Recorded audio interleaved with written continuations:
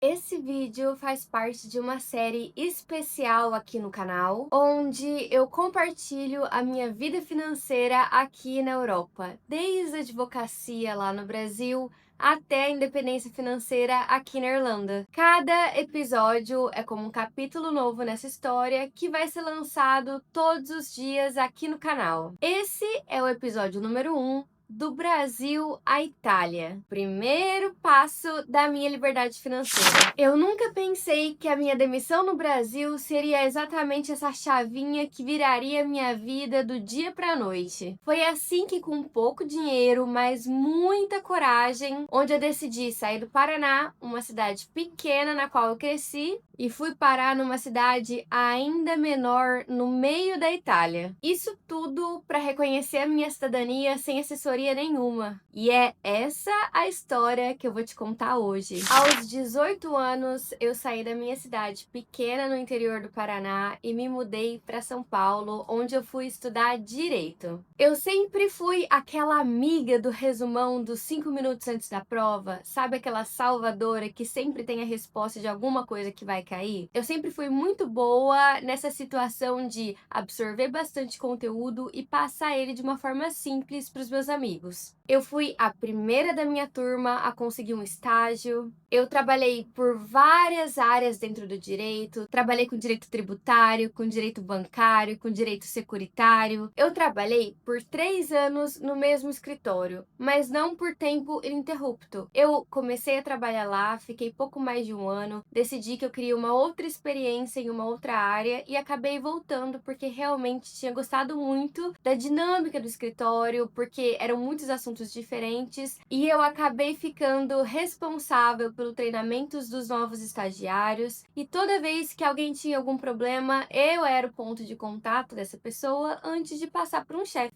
Eu pensava muito em fazer minha carreira nesse escritório, porque tinham vários advogados de longa data lá que começaram como estagiários. E realmente era uma área que eu gostava bastante, então eu pensei, Por que não ser essa minha história também? mas, como nem tudo é do jeito que a gente quer, a vida tinha um outro rumo para mim. E o meu rumo foi ser demitida logo depois que eu tinha me formado, passado na OAB e começado a trabalhar como advogada naquele escritório. Na hora, é claro que doeu. Eu me esforcei tanto para estar ali, para me destacar, mas foi justamente esse baque que abriu a porta para tudo de bom que veio depois. Quando eu fui demitida, eu já estava há um tempo buscando a minha documentação para me tornar cidadã italiana. Quando eu fui demitida, eu pensei, Essa é minha grande oportunidade, mas será que eu tenho a coragem? eu jamais largaria o meu emprego para simplesmente ir para a Itália reconhecer minha cidadania,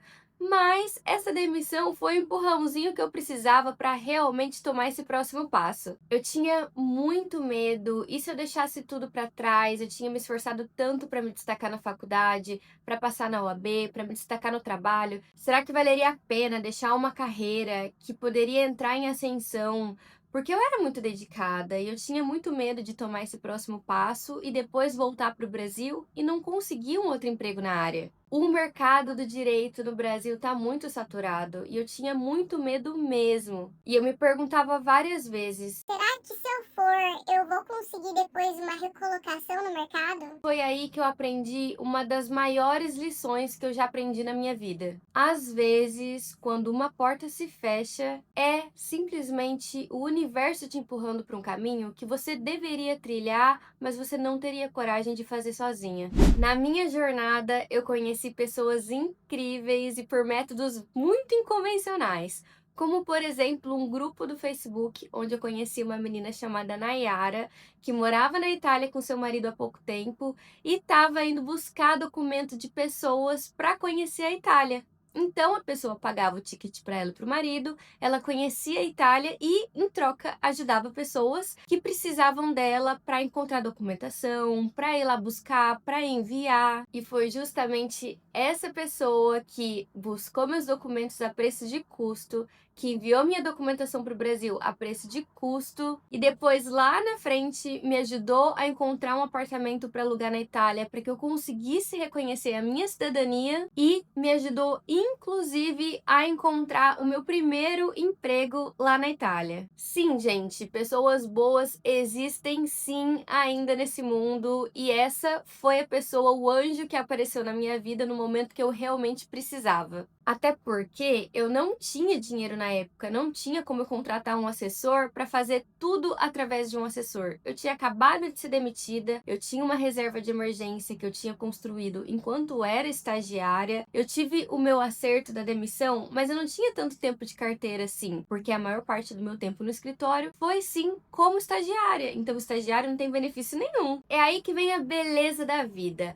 Eu recebi meus documentos, coloquei a mão na massa, comecei a retificar tudo, entrei em contato com os cartórios, mandava e-mail, eu comecei um processo intenso de retificação e organização da documentação para mudar para a Itália. Sempre pesquisando muito. Qual o lugar mais barato do Brasil para fazer a apostila de AIA, por exemplo? Onde eu posso traduzir juramentado essa documentação? Sai mais barato na Itália ou sai mais barato no Brasil? E aí eu comecei a pesquisar a melhor forma de lidar com a documentação, a forma mais barata, porque eu realmente precisava otimizar e fazer o meu dinheiro render. Claro que a todo tempo a minha família estava muito preocupada. Mas será que a Gabriela tá tomando a decisão certa? Será que ela não deveria estar aqui com a gente? Até porque eu larguei a advocacia, fui parar na Itália e o meu primeiro emprego foi como cuidadora de idosos e depois como garçonete. Então, para minha família, me ver me dedicar tanto na faculdade e no trabalho, de repente eu estar vivendo na Itália como garçonete, foi um baque muito grande. Para mim já era difícil, porque eu tinha que pedalar 12 quilômetros por dia para ir e voltar do trabalho 2 vezes. Eu tinha que andar muito dentro do restaurante. O restaurante era 2 andares, então eu subia e descia a escada com um prato quente o tempo todo. Tinha dia que eu tava tão cansada que eu chegava em casa e só queria chorar. Mas, ao mesmo tempo, era tudo muito novo. A Itália era linda, a comida era boa, eu tava em contato com a cultura, eu tava aprendendo italiano, eu tava viajando. Então, pra mim, por mais que tivesse muito difícil, ao mesmo tempo era tudo novidade. E você sabe, né? Quando a gente tem 24 anos, a gente tem muito mais energia do que depois que passa dos 30. E assim eu fui economizando dinheiro, comecei a trabalhar mais da metade do que eu fazia. Ia para minha reserva de emergência, porque eu pensava em fazer um mestrado lá na Itália, e eu sabia que o mestrado ia ser muito caro. E aí eu precisaria fazer muito dinheiro para realmente conseguir estudar em uma boa universidade, fazendo um bom mestrado. Então, eu não sabia exatamente como seria o meu plano, eu só sabia que eu precisava ter uma organização financeira para o meu dinheiro render. E foi aí que em 3 meses a minha cidadania italiana ficou pronta. Foi a cidadania mais rápida ali na cidade que eu estava morando. A tendência naquela cidade era que a cidadania demorasse pelo menos 1 ano para ficar pronta. Por algum motivo, o oficial gostou de mim e fez meu processo rápido. Foram meses intensos, foram meses difíceis, mas um grande aprendizado. E no fundo, eu sabia que cada passo que eu estava dando me deixava mais próxima daquilo que eu sempre buscava, que era a liberdade. Com a cidadania italiana na minha mão, chegou o momento da grande decisão.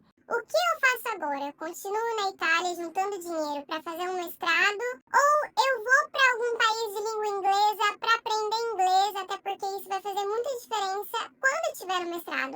Eu não tinha nada de inglês. A Inglaterra ainda era uma opção na época, mas eu acabei escolhendo a Irlanda porque eu sabia que a comunidade brasileira aqui era muito grande. E eu já tinha me apoiado muito em uma amiga da comunidade brasileira que eu tinha feito, e eu imaginava que um lugar com uma grande comunidade brasileira me traria um conforto cultural. Eu tinha 24 anos e muitas dúvidas. Será que essas decisões ajudariam a minha carreira? Será que eu conseguiria um bom emprego em algum momento aqui na Europa? E se eu voltasse para o Brasil sem nada e não conseguisse uma recolocação no mercado de trabalho na área do direito? O que ia acontecer com o meu futuro? A verdade é que eu nunca tive todas as respostas. Eu só tinha uma vontade tão grande dentro de mim de tentar, e isso foi o suficiente para eu dar o próximo passo e me mudar para Irlanda. E foi assim que 4 meses depois que eu saí do Brasil para morar na Itália, eu vim parar na Ilha Esmeralda. No próximo episódio eu vou te contar tudo sobre a minha chegada na Irlanda no meio da pandemia. E sim, foi um dos momentos mais desafiadores da minha vida. Então, a gente se vê amanhã no episódio de número 2.